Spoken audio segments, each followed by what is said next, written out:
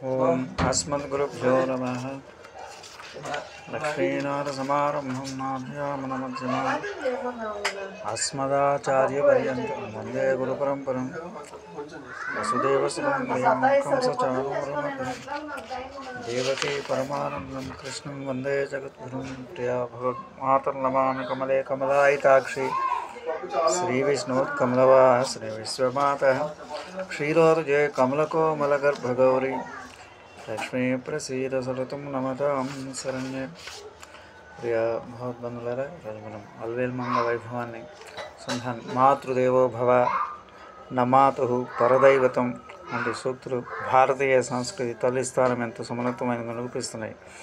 జన్మనిచ్చిన తల్లి మనం ఇంత పవిత్రంగా ఆరాధిస్తూ ఉన్నప్పుడు సకల లోకాలకు తల్లి అయిన అలవేలు మంగను లోకం ఎంతగానో ఆరాధిస్తుందో మనం వర్ణించగలమా? ఎందరో ఆచార్య పురుషులు, ఆళ్వార్లు, అన్నమయ్య వంటి సంకీర్తన స్రష్టలు అలవేలు మంగను ఎన్నో విధాలుగా కీర్తించిన కలియుగ ప్రత్యక్ష దైవమైన శ్రీ వెంకటేశ్వరుని పట్టుబరానిగా తిరుచానూరులోని పద్మ సరస్సులో ఆవిర్భవించిన అలవేలు మంగగా పురాణాలలో కీర్తించబడిన లక్ష్మీదేవిని బ్రహ్మదేవతలు సేవించినారు. ఆ పవిత్రమూర్తికి సంబంధించిన పురాణ గాథలు, స్తోత్రాలు మాతృశ్రీ త్రైగుండ వెంగబామ వంటి మహాకవయిత్రులు వర్ణించిన సన్నివేశాలు ఇవన్నీ ఈ సంధానం చేసుకున్నాం. తిరుచానూరులో నిర్వహించబడే కార్తీక బ్రహ్మోత్సవాలు ధర్మంగా ఇక్కడ స్థల పురాణ విశేషాలు, బ్రహ్మోత్సవం, వివిధ వాహనాలకు సంబంధించిన యోగ అన్నమాచార్యకి శ్రీకృష్ణదేవరాయలు వంటి మహాభాగవతుల కౌతువాభ్యాసం స్వీకరించిన వర్ణనలు సంధానం చేసుకున్నాం. అలవేలు మంగ ఆవిర్భావం పరమాత్ముడైన హరికి నిత్యోత్సవమూర్తి అయిన వెంకటపతికి పట్టపురాణి అలవేలు మంగ కృతయుగంలో భృగు మహర్షికి పుత్రికగా, తర్వాత క్షీరసాగర తనయుగా ఉద్భవించిన లక్ష్మి కలియుగ ప్రారంభంలో తిరుచానూరులో పద్మసరస్సును అలర్ మేల్ మంగగా ఉద్భవించింది. త్రిమూర్తుల్లో సత్వగుణ సంపన్నుడు ఎవరో తెలుసుకోవడానికి భృగు మహర్షి బయలుదేరాడు. సత్యలోకం వెళ్ళి బ్రహ్మను, కైలాసానికి పరమశివుని పరీక్షించాడు. వారిరువురిలో రజస్సు, తమస్సు మాత్రమే గోచరిస్తుంది. శుద్ధ సత్వ సంభరితమైన తేజస్సును గోచరించలేదు. సరాసరి వైకుంఠం వెళ్ళి శేషసాయిపై లక్ష్మితో సరస్వక్తులాడుచున్న శ్రీమన్నారాయణ వక్షస్థలంపై కాలితో తన్నాడు. తన గుండెలపై తన్నినా గాని దేవదేవుడైన శ్రీహరి ఆ మహర్షిని అనునయించి సుఖాసనం చేసి పాద సంహాసనం చేస్తూ వాహనం చేస్తూ అతని పాద భాగంలో నేత్రాలను నిర్మూలిస్తాడు. ఎందుకంటే భృగు మహర్షి యొక్క అహంకారం అంతా అతని పాదంలోని కంటిలో ఉంది.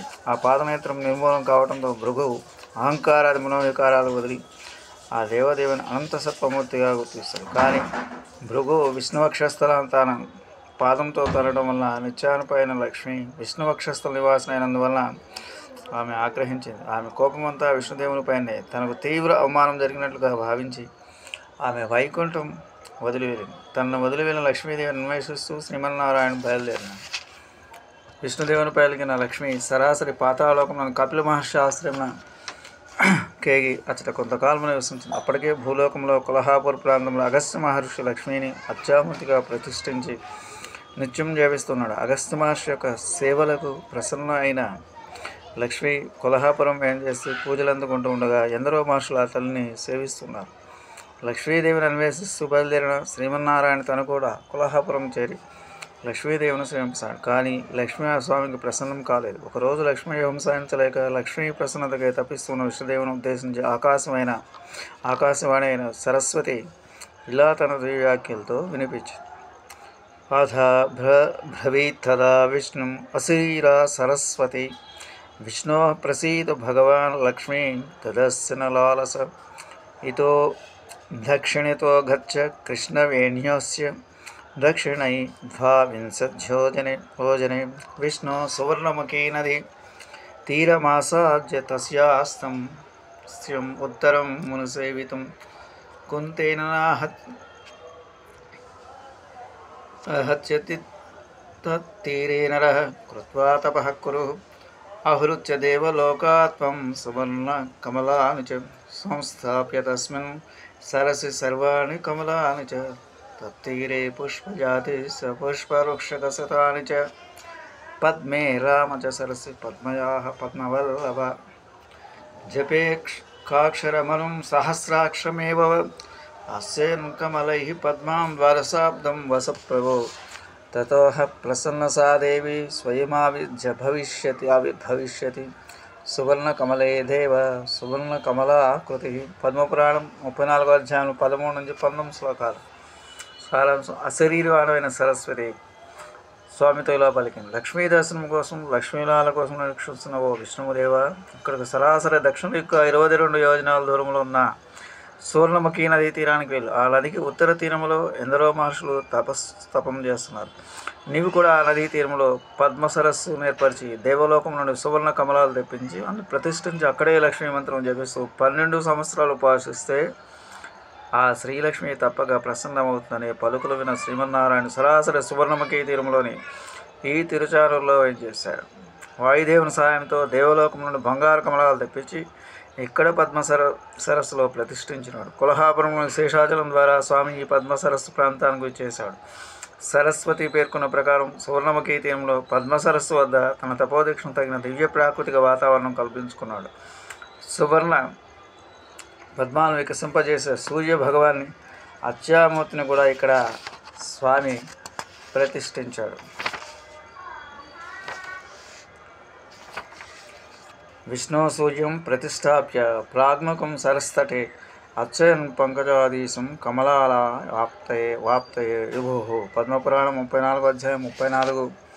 సారాంశం: పద్మ సరస్సునకు తూర్పు భాగంలో సూర్య భగవాన్ ప్రతిష్ఠించి విష్ణుదేవుడు కఠోర తపోదీక్ష వహించినాడు.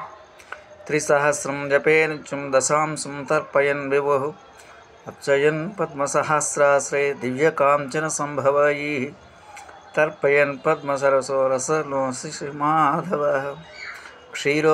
క్షీరాహారో యథాహారో లక్ష్మారాధన తత్పర తద్భానుసన్నిధతీరో పశ్చిమాభిముఖో విభో దీక్షా వేస్ దేవేశ ద్వాదశాబ్దమన న్యదీ. పద్మపురాణం 34వ అధ్యాయం 36, 38 శ్లోకాలు. ప్రతినిత్యం లక్ష్మీ మంత్రాన్ని 3000 జపిస్తూ లక్ష్మీని 1000 బంగారు కమలాలతో అర్చిస్తూ మితహారంతో పాలు మాత్రమే ఆహారమా స్వీకరిస్తూ పద్మ సరస్సు వద్ద సూర్యసనంలో 12 సంవత్సరాలు శ్రీనివాసుడు కఠోర దీక్ష వహించాడు.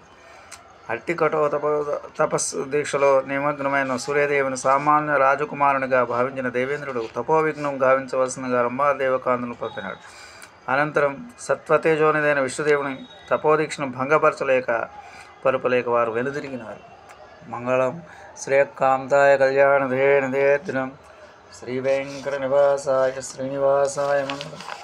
మంగళం కౌసలేంద్రాయ మహనీయ గుణాబ్దే చక్రవర్తరోజా సార్వభౌమాయ మంగళం. మంగళం నారసింహాయ మంగళం గుణసంధవే మంగళానాం నివాసాయ యాదాద్రీసాయ మంగళం. మంగళాశాసన పరమదాచార్య పురోగమై సర్వైశ్చ పూర్వైరాచార్యై సకృపాయాస్తు మంగళం. స్వస్తి.